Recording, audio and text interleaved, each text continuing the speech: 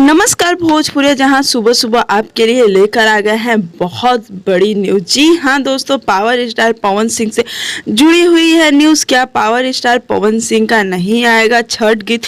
छठ गीत को लेकर जो कंफ्यूजन बनी हुई है उसके हम पूरी डिटेल लेकर आ गए हैं, तो पूरा वीडियो देखें और वीडियो को लाइक करना बिल्कुल ना भूलें। पलक झपकते भोजपुरी के सारा खबर पहुंच जाई रउआ तक।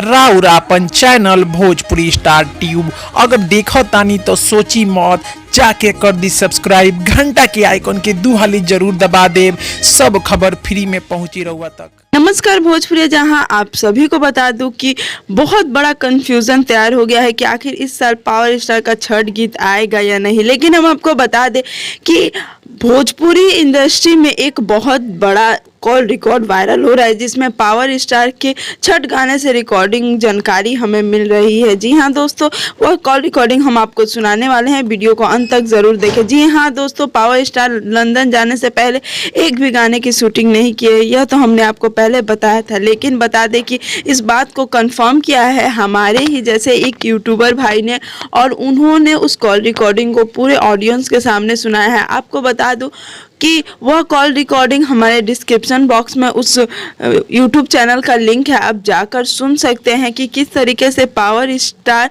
के जो लेखक है अरुण बिहारी जी ने बताया है कि गाना आएगा या नहीं आएगा।